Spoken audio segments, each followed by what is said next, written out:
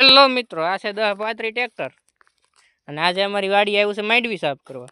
જુઓ, આમાં આટલી માંડવી સાફ કરીને તમને દેખાતી છે. એટલી માંડવી સાફ કરીને તો અહીંયા ઓલી આવે ને ફેરવવાની, એ બધું ભાંગી તોડીને કટકા કરી નાખ્યું. બોલો કેટલો ડાઈવર પાકો. આ શેડો છે, એને આની આરે દેવાનું ને એટલે આની અંદર જે હોય મોટર હોય ફરે.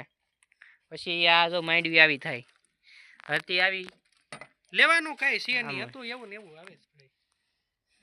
અહીંથી નીકળે ધૂળ અને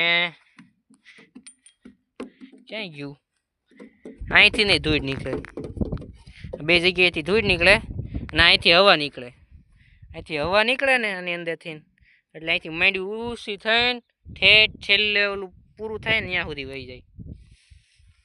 અને આની અંદર નાખવાની માંડવી જોવામાં આખું ભરી નાખવાનું અને અહીંયા ઊભું રહેવાનું.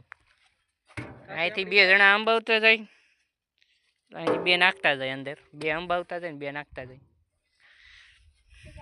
અહીંયા કંઈક ટીંગાડવું હોય તો ટીંગાડવા થાય. જો આ એની માટે આપેલું છે.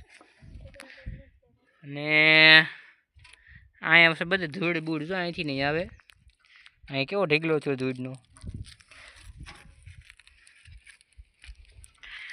તો આપણે જો આખી લારી અને સામે ઢેગલો છે, એટલું સાફ કરવાનું છે. આ ઘરે નહીં, હું આડો ડબકા શીખશો એલા. હા એમ હીરો આ ઢેગલો ને આ માંડવી એટલી સાફ કરવાની છે. અને આ છે આપણો સારોલાનો ઢેગલો. એટલું સારોલું ભેગું છું છે આપણે 3 વીઘા વાડીમાંથી. તો હવે કાલથી આપણે સારોલું વેવવા મળશું અને પછી આપણે અહીં ઘઉં વાવવાના છે. બોલો, વહેલા ઘઉં ખાઈ લેવા બધાને. તો વિડીયો અહીંયા સુધી રાખું. રામ રામ સીતારામ, બાપારામ સીતારામ, ગણપતિ દાદા મોરિયા. હવે મળશું નવા વિડીયોમાં. બાપા Sitaram, Tata, bye bye, C you.